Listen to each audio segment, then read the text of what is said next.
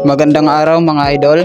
Shout out Urdaneta Covered Court and Urdaneta Soccer Field. So napakaganda dito mga idol. Pwede kayo maglaro ng soccer kapag maaraw. Pwede rin maulan kung gusto niyo.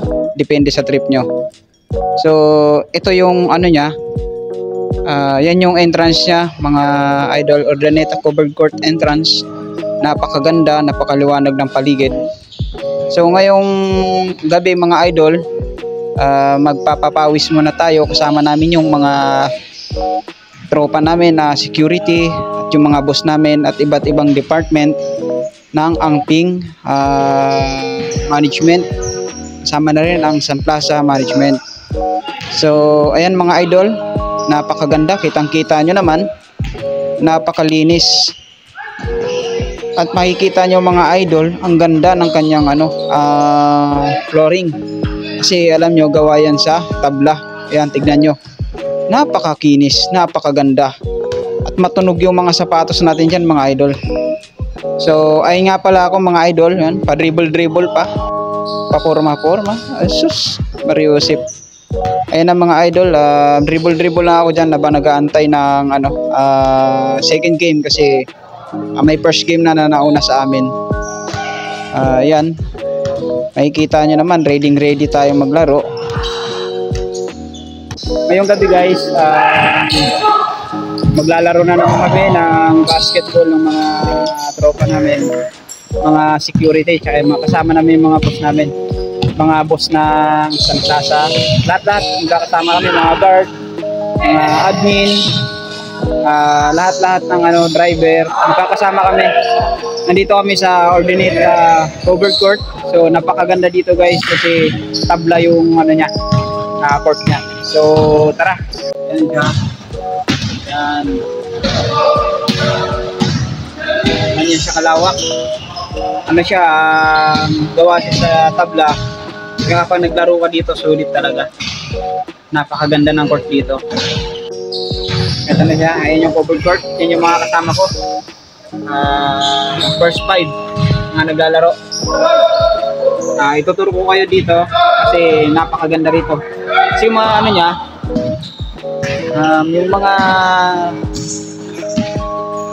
yung mga poste niya, babakal yan. Dito may siya, meron siyang foam. Tignan nyo.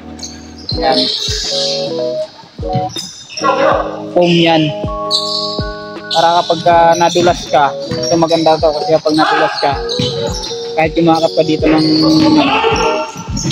yumakap ka ng malakas, hindi ka mapupuruhan kasi may foam yung mga bakal dito, mga poste, kaya hindi masyadong masakit. So tara, tutur ko kayo. Yan guys, yun yung poste. Yan kita nyo yan, may foam. Tignan nyo naman kung gaano kaganda rito sa Urdaneta. Yun yung mga waiting area niya, mga upuan ng audience. Yan. Yung mga player. First 5.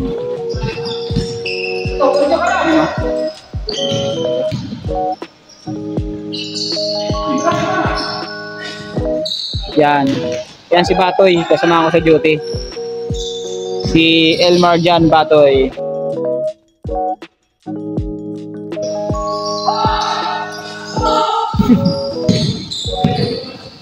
Yan naman yung namin, si Serente, engineer ng Sun Plaza yan. Hindi ko nakunan. So ayun, shout out po pala sa mga kasama ko na naglaro. Yan si Boss Chardy, Chardy TV, paki-follow na lang ng kanyang page. So maraming salamat po sa nagpalaro din sa amin. Yung boss namin, si Sir Jan Angping, siya yung nag-set up ng laro na yan, siya yung nag-schedule.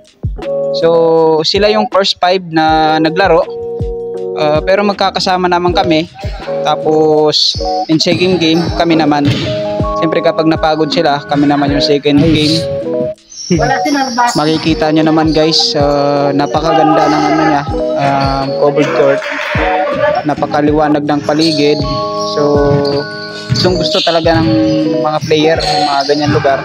Makikita nyo naman yung paligid, kahit yung mga poste nakapaligid yan, nakapalibot, may balot siya na foam, just in case na ma-outbalance ka or mabangga ka sa poste or kahit saang makantuhan na bakal, hindi ka masasaktan kasi meron niyang nakaalalay na foam. So ayan na nga, naglalaro sila. Napakasarap maglaro, napakaganda ng laro nila kasi enjoy nila yung ganda ng covered court ng Urdaneta. Yan nga pala yung mga kasama ko, yan papogi oh. Kasama namin yan si Boss Ricky, ang aming mabait na kaibigan. So ayan si Chardy tsaka si Elmer Jan Batoy, yung mga kaibigan natin, mabait na kaibigan. Medyo pagod na nga sila dyan kasi malapit nang matapos yung game na yan. So bali next game kami naman, bigayan lang sila. Panay ang ito nga pala dyan guys, habang nanonood sa first game. Kasi ganda talaga ako sa covered court. Panay ang lakad ko nyan dyan, bawat sulok tinitignan ko. Napakaganda ng pagkakagawa at saka ng pagkakasetup ng court na ito. So habang naglalaro yung first game, tamang nood lang ako, tamang video. So tamang palakpak na din tsaka sigaw sa kanila. Tangkad kasi hindi mo may iwasang palakpak tsaka sigaw kasi kung may merong supply. Yan. Tapos yun yung mga tropa natin guys. Lupit na mga ito. Habang naglalaro tayo, habang naglalaro kami, nanonood din naman sila ng Gilas Pilipinas. Supportive din sila sa Gilas Pilipinas kasi sobrang proud sila sa mga player ng idol nila yung naglalaro ng Gilas Pilipinas. Habang naglalaro kami, nagpapahinga naman yung first game, yan, nanonood sila ng Gilas Pilipinas. Hinihintay nila kung sino manalo.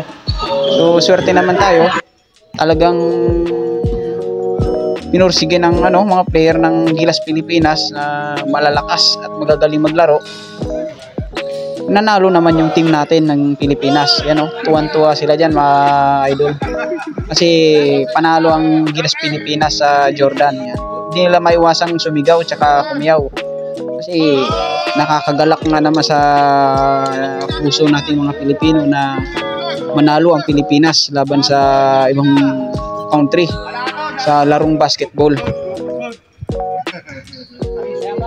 Shout out nga pala ulit sa Urdaneta Covered Court. At shout out sa mga kasama ko, kila Boss Ricky, kay Boss Dari, Serente, at kay Boss JC Portello. Yan sila mga kasama ko. In game na tayo dyan, nagpapahinga kami para nagre-ready kami para umuwi kasi pagod na nga. So maraming salamat sa gabing yan kasi nakapaglaro kami, nakapagpapawis. Anong masasabi mo sa laro natin ngayon, Jack? Nice game. Nakalabas yung cholesterol ko. Pinagpawisan si Boss eh. Kunan mo ng video yung buhat natin. Pala.